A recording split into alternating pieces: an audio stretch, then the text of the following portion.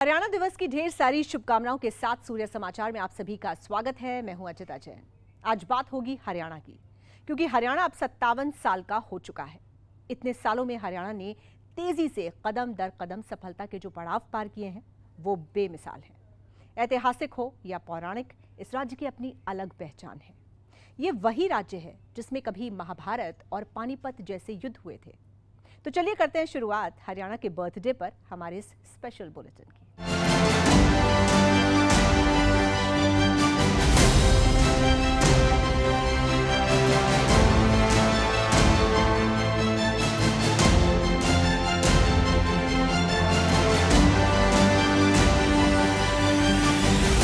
हरियाणा राज्य पहले पंजाब राज्य का ही एक अंग था, मगर 1966 में इसे भाषा के आधार पर भारत के 17वें राज्य के रूप में घोषित कर दिया गया। उस दौर में पंजाब को 3 राज्यों में विभाजित किया गया था। हिंदी भाषी राज्य हरियाणा बना, जबकि पंजाबी भाषी हिस्सा पंजाब में बना रहा। इसी दौरान चंडीगढ़ को दोनों राज्यों की राजधानी बनाया गया। चंडीगढ़ एक केंद्र शासित प्रदेश के रूप में गठित हुआ। इसके अलावा पंजाब के कुछ हिस्सों को मिलाकर हिमाचल प्रदेश राज्य का भी गठन हुआ। हरियाणा राज्य के गठन का पूरा सफर आपको जानने को मिलेगा हमारी इस स्पेशल रिपोर्ट में।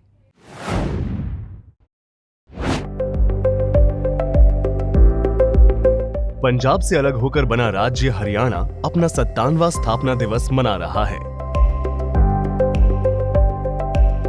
1 नवंबर 1966 में हरियाणा का गठन किया गया था, जिसे हरियाणा वासी बड़े ही धूमधाम के साथ मनाते हैं।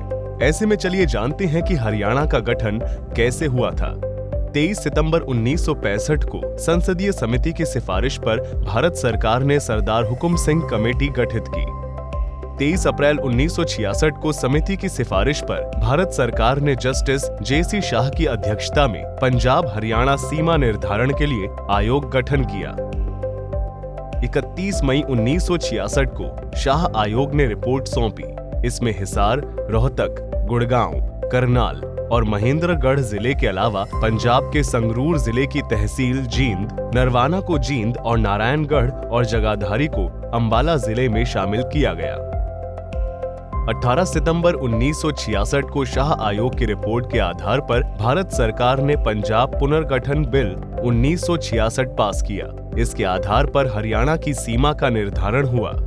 इसमें 7 जिले थे: हिसार, रोहतक, गुड़गांव, करनाल, महेंद्रगढ़, जींद और अंबाला। पिंजौर क्षेत्र को भी अंबाला में शामिल किया गया। दोनों राज्यों की संयुक्त हाईकोर्ट बनाई।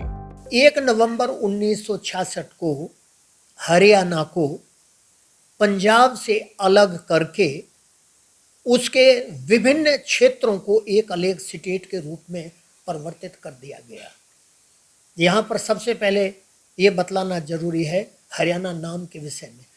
यह संपूर्ण क्षेत्र महान आर्य सभ्यता को जन्म देने वाला रहा है। हरियाणा में जो संपूर्ण क्षेत्र थे वो आर्यव्रत का इम्पोर्टेंट महत्वपूर्ण अंग रहे हैं। महाभारत जैसा प्रसिद्ध युद्ध की घटना इसी भूमि पर लड़ी गई। भगवान कृष्ण ने गीता का उपदेश हरियाणा की इसी कुरुक्षेत्र की भूमि से दिया, और जो संसार के अंदर आज भी बड़ी आदर और सत्कार के साथ सुना भी जाता है। कहने का अभिप्राय क्या है कि ये हरियाणा का क्षेत्र एक पवित्र भूमि है, जिसका अभिप्राय है हरि की भूमि, अर्थात स्वयं भगवान की भूमि। और दूसरे रूप में कई विद्वान ये भी अपना वर्णन देते हैं, हरि का अभिप्राय इस स्थान पर वास्तव में क्या है? हरि मतलब इंद्र। इस संपूर्ण क्षेत्र में फर्टाइल भूमि थी, अच्छी वर्षा होती थी, इसलिए धन धान्य से ये सारा क्षेत्र पूरी तरह से भरा पूरा था। इसीलिए अनेक देवी देवताओं की ये स्थली रही है। अनेक महान ऋषियों ने यहाँ पर अपनी ज्ञान अर्जना करने के लिए, पूजा अर्चना करने के लिए, ज्ञान की विभिन्न शाखाओं पर कार्य करने के लिए यहाँ पर महान कार्य किए थे। 57 साल के हो चुके हरियाणा ने अपने गठन के बाद से अब तक अनेक उतार चढ़ाव देखे हैं। बावजूद इसके हरि की नगरी हरियाणा के विकास का पहिया बिल्कुल नहीं रुका। प्रदेश मजबूत आर्थिक स्थिति के साथ अपने पैरों पर खड़ा है। सूर्या समाचार के लिए ब्यूरो रिपोर्ट। हरियाणा के अब तक के करीब 57 सालों के सियासी इतिहास में कई दिग्गजों को मुख्यमंत्री बनने का मौका मिला। इस दौरान सबसे ज्यादा 3 मुख्यमंत्री भिवानी जिले से बने हैं। पुराने भिवानी से ताल्लुक रखने वाले चौधरी बंसीलाल 4 बार, बनारसी दास गुप्ता 2 बार, तो मास्टर हुकुम सिंह 1 बार मुख्यमंत्री की कुर्सी तक पहुंचे। इसके अलावा सिरसा भी एक ऐसा जिला है जहां से चौधरी देवीलाल और उनके बेटे ओम प्रकाश चौटाला को 7 बार मुख्यमंत्री बनने का अवसर मिला है। ये रिपोर्ट देखिए।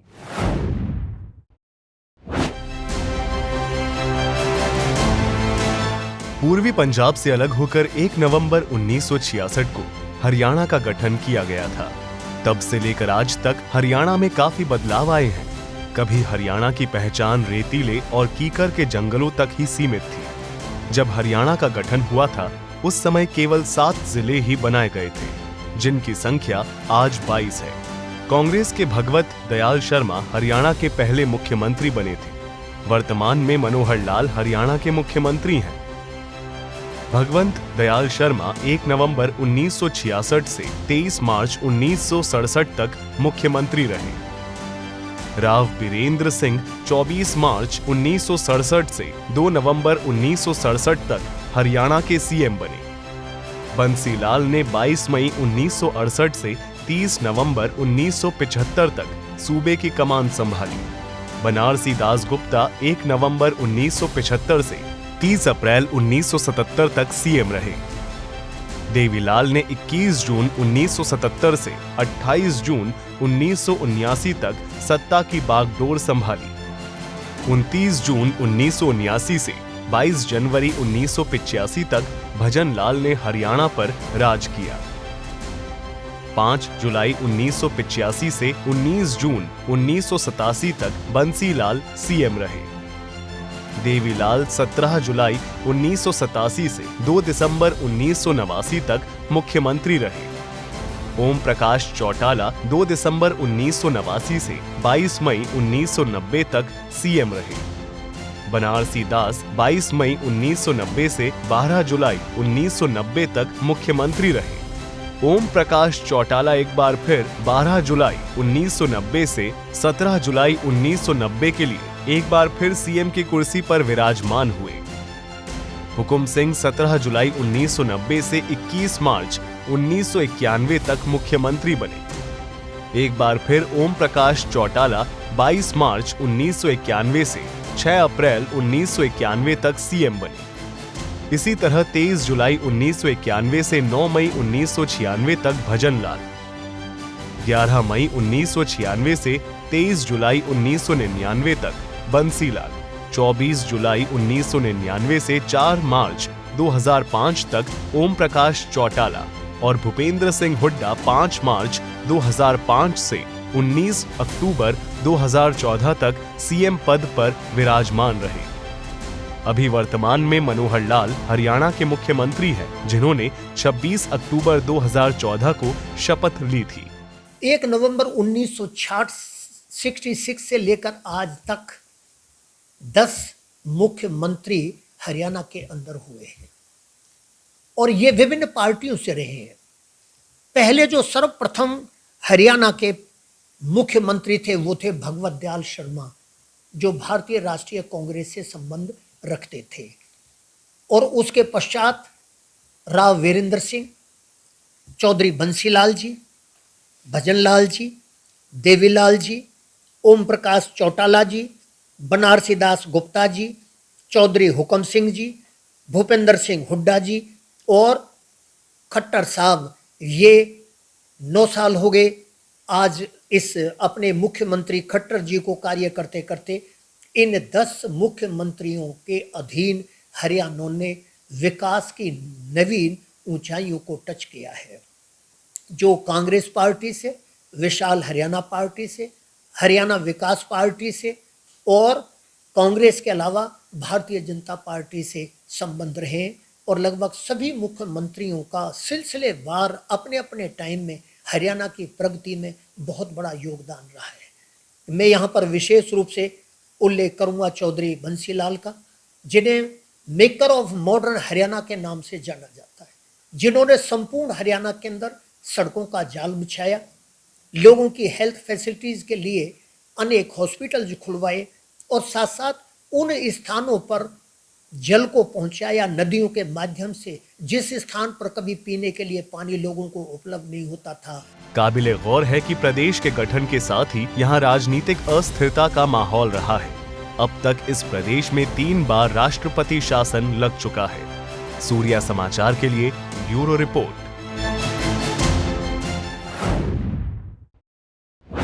57 सालों में हरियाणा ने विकास की नई गाथा लिखी है। हर क्षेत्र में हरियाणा के लोगों ने अपना दमखम दिखाया है। याद दिला दें, अभी हाल ही में हुए एशियन गेम्स में हरियाणा के खिलाड़ियों ने 33 मेडल अपने नाम किए। खास बात यह कि सेना में हर 10वां जवान हरियाणा से ही है, यानी रक्षा के क्षेत्र में भी हरियाणा के जवान सबसे आगे हैं। हमारी अगली रिपोर्ट में देखिए हरियाणा का किन किन क्षेत्रों में बोलबाला है।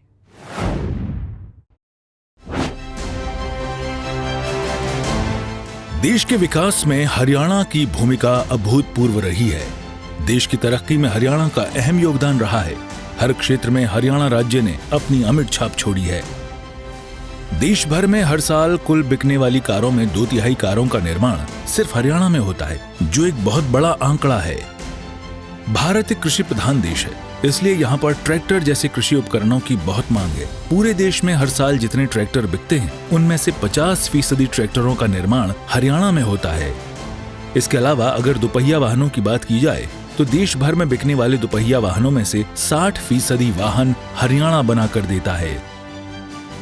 वहीं अगर आईटी सेक्टर की बात की जाए तो उसमें भी हरियाणा का बड़ा योगदान है, क्योंकि आज तक आईटी सेक्टर को लेकर पुणे और बेंगलुरु जैसे शहरों का नाम आता था, लेकिन अब हरियाणा इसमें तेजी से आगे बढ़ रहा है। इस समय हरियाणा में आईटी क्षेत्र की 400 से ज्यादा कंपनियां काम कर रही हैं।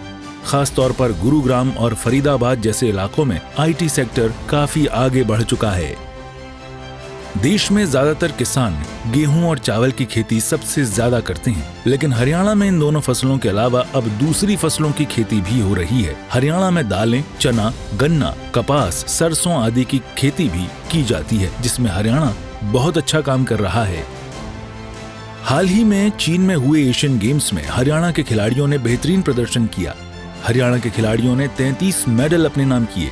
देश की आबादी में हरियाणा 2% है, लेकिन ओलंपिक में सबसे ज्यादा पदक हरियाणा के खिलाड़ी ही लाते हैं। कृषि से जुड़े परिवारों के युवा बड़ी संख्या में सेना में भी जाते हैं। सेना में हर 10वां जवान हरियाणा का है।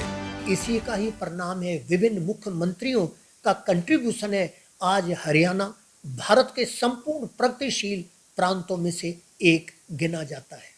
चाहे वो स्पोर्ट्स की बात हो, या फिर उद्योगों की बात हो, या फिर शिक्षा की बात हो, या फिर विभिन्न अन्न उत्पादन की बात हो, हरियाणा संपूर्ण भारत के अंदर एक अग्रणी स्थल रहा है। कुल मिलाकर हरि की नगरी हरियाणा के विकास का पहिया लगातार घूम रहा है।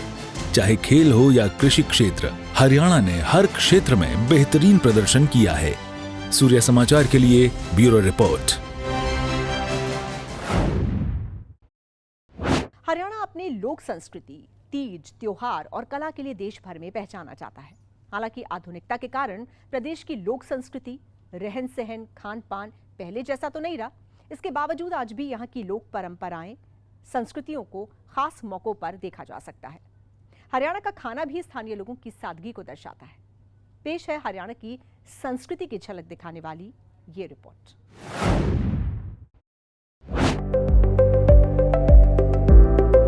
वैदिक काल की समृद्ध सांस्कृतिक विरासत में डूबा हुआ हरियाणा का रहस्यमय राज्य भीड़ से अलग दिखता है। समृद्ध हरियाणवी संस्कृति की विशेषता हुक्के और चारपाई, जीवंत मेले और लहलहाते धान के खेत हैं।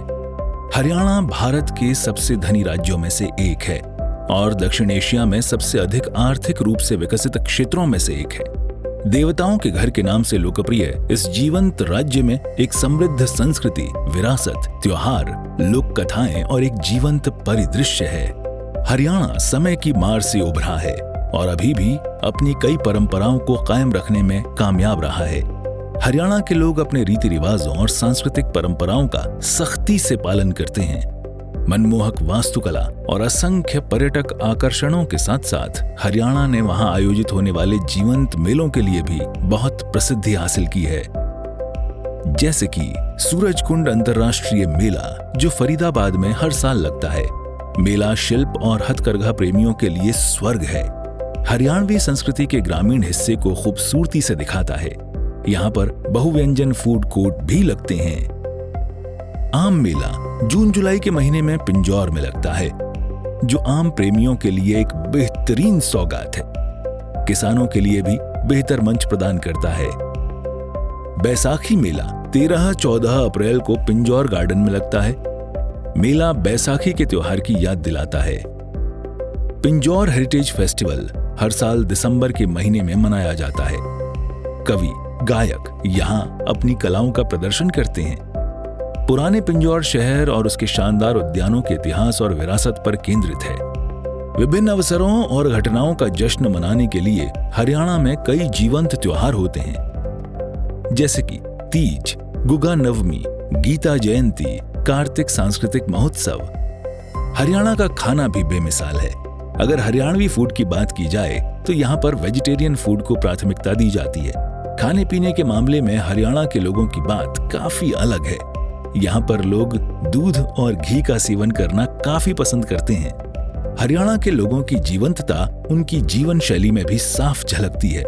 उनकी सादगी और जोशीला उत्साह उनके पहनावे के तरीके में व्यक्त होता है।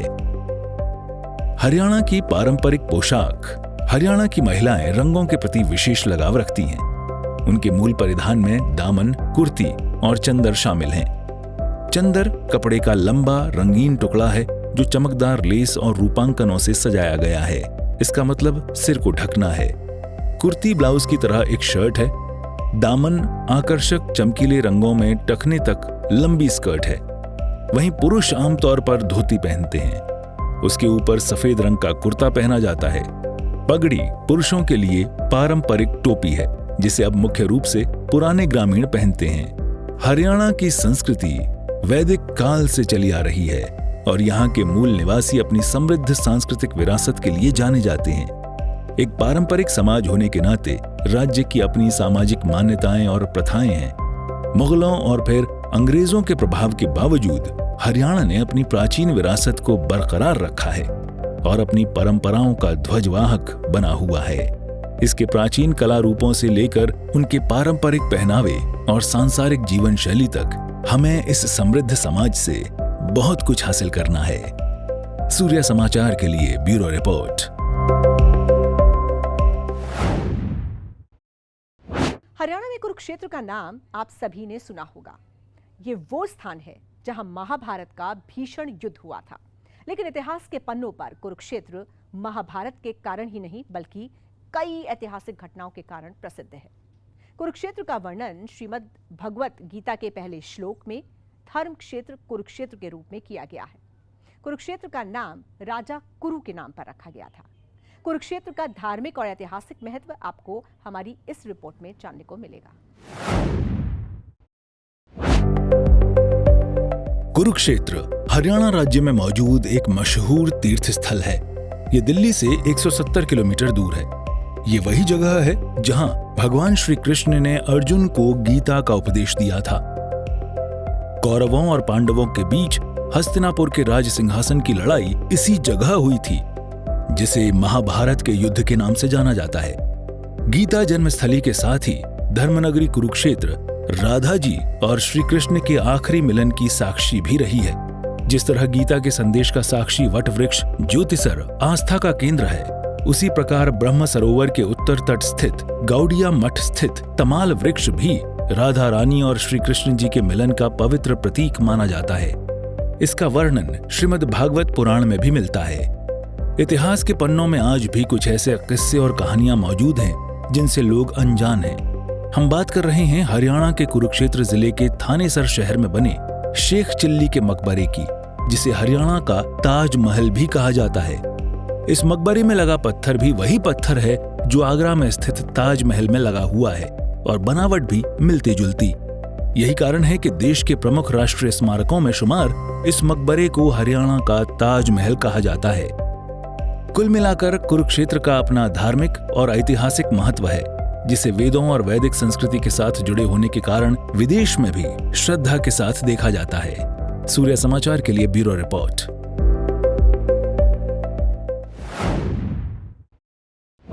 भले ही हरियाणा ने विकास के नए कीर्तिमान स्थापित किए हों, लेकिन अभी भी उसकी राह में खड़ी चुनौतियों से मुंह नहीं फेरा जा सकता।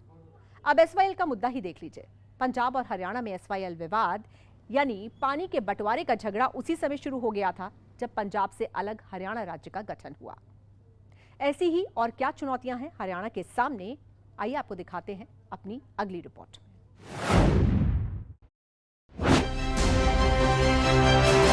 1 नवंबर 1966 को हरियाणा का गठन होने के बाद प्रदेश के युवाओं ने विश्व पटल पर अपनी प्रतिभाओं से खेल, शिक्षा, सुरक्षा समेत तमाम क्षेत्रों में नए कीर्तिमान स्थापित किए हैं।